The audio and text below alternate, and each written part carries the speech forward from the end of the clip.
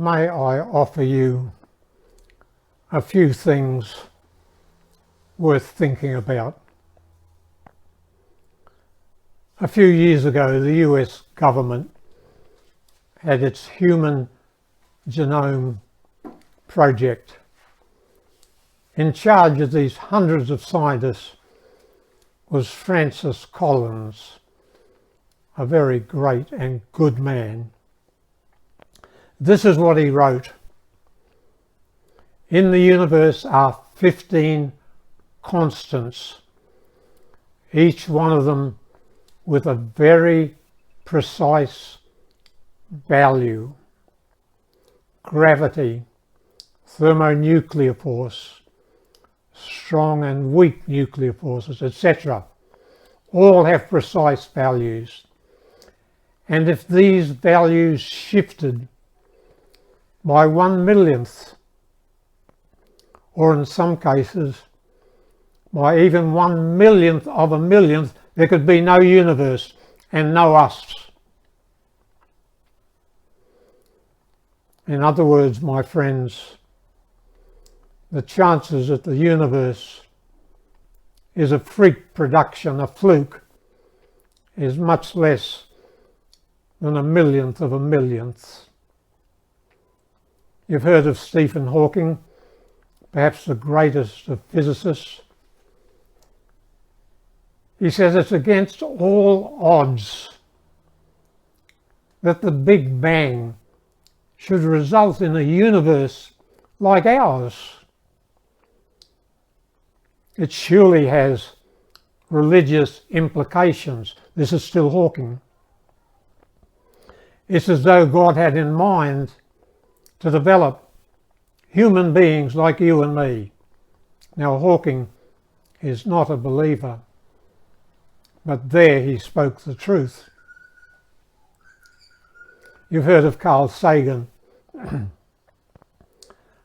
Carl Sagan was handsome, scientific genius, a pot addict, 3 times married, died comparatively early, beginning of his 60s, 62. He wrote an article for Encyclopedia Britannica on life. You'll find it there.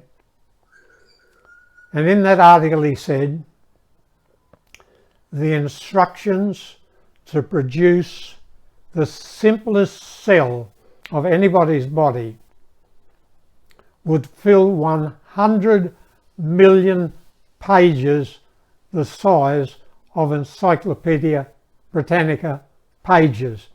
Do you understand that? Here is an atheist saying the instructions for your simplest cell, and you have about 10,000 trillion of them, would require 100 million pages, each one the size of a Britannica page. Perhaps you've heard of Chandra Chandrasekaran,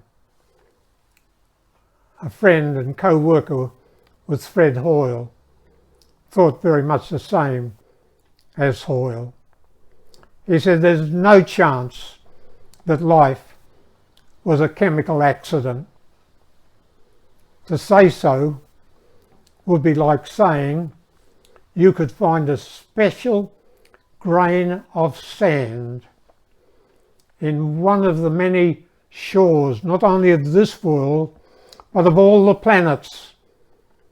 And there are well over 1,000 known planets.